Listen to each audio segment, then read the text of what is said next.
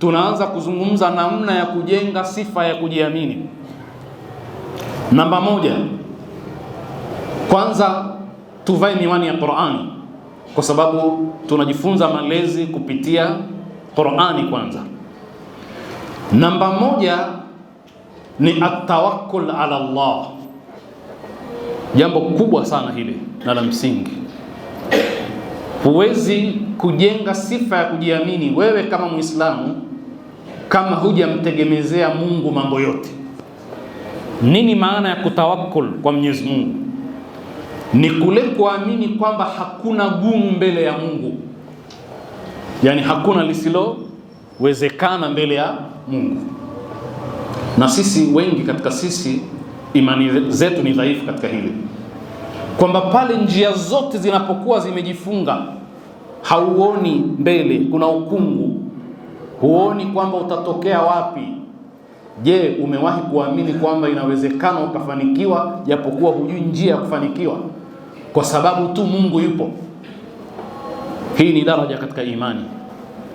Sisi tuna mapungufu, lakini tunatakiwa tujilee, lakini tuwalee watoto kuamini kwamba hakuna gumu mbele ya nani? Ya Mungu.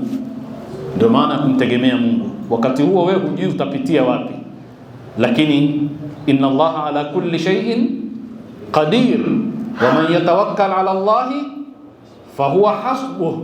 Yoyote atakayemtegemea Mungu, Mungu atamtosheleza. Haya ni maneno ya Mungu, kwa maana ya kwamba kwa lugha ya vijana, atampa njia ya kutokea mahala ambapo njia zote zimefungika. Ndio turudi katika kisa cha Musa alayhi salam. Musa mwanzoni alipoambiwa, bwana nenda kwa Firaun, idhhab ila Firauna innahu tagha, Firaun amevuka mipaka, nenda bwana kwake. Na Musa si kwamba hamfahamu Firauni, ni baba yake alomlea, sio? Kwa hiyo anamjua na tabia zake zote na kibri chake, kwa lugha sasa hivi udikteta wake.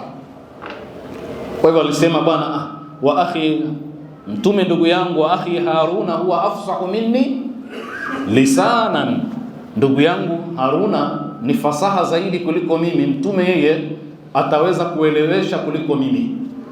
Kwa hiyo ilikuwa daraja yake ya kujiamini iko chini. Ndio tukasema mitume pia wamelelewa na Mungu, wanakuwa taratibu, wanakuwa taratibu. Hata mtume alikuwa anakuwa taratibu, umeelewana? Ndio akaambiwa rabbi zidni ilman, manake na yeye anakuwa, linuthabbita bihi fuadak, anakuwa na yeye, sio? Kwa hiyo mwanzoni Musa alisema wa akhi Haruna huwa afsahu minni lisanan, kisha akamwambia Mungu fa arsilhu ma'i rid an yusaddiquni, mtume pamoja na mimi ili waweze kuniamini. Mimi tena mzito wa ulimi, kwa hivyo naweza nikawa mzito kueleweka. Inni akhafu an yukadhibuni, mimi naogopa bwana wanaweza kuni.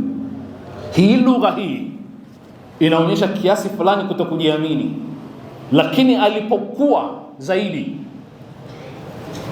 ndio yale tuliosema kwamba kishatoka mbio anakimbia na Bani Israeli, sio? Asha zungumza na Firaun, amemueleza nani Rabbul Alamin, wama Rabbul Alamin.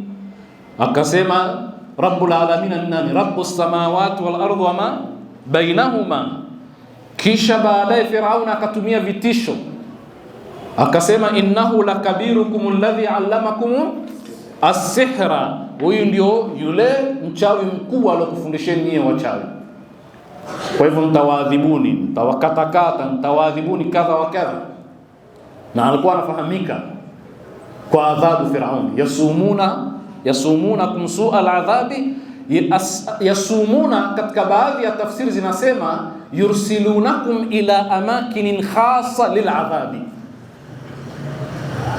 yani wanakutumeni katika, wanakupelekeni mahala maalum kwa ajili ya adhabu. Kwa hivyo alikuwa na mbinu nyingi za kuadhibu, na Musa anajua hilo.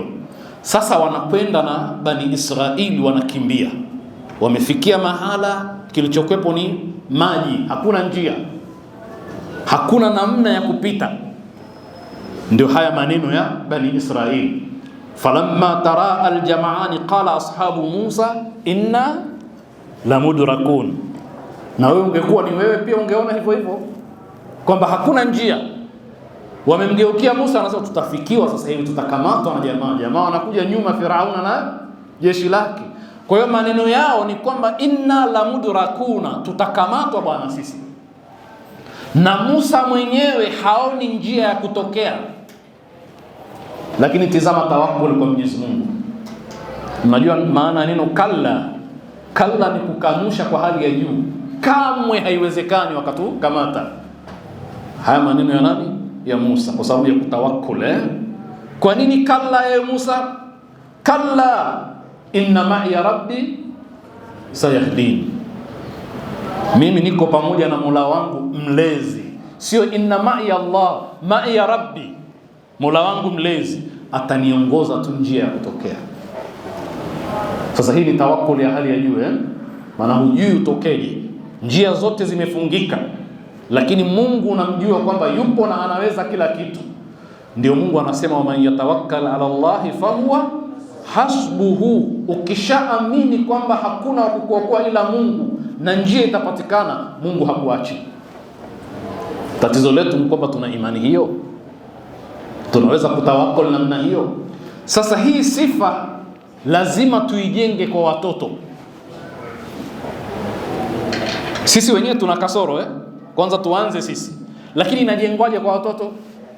Kila mara ukizungumza na watoto ukanasibisha na Mungu, insha Allah zikawa ni sehemu ya lugha yako na watoto, kwamba mimi mwanangu sina pesa ya kufanya, lakini insha Allah Mungu yupo.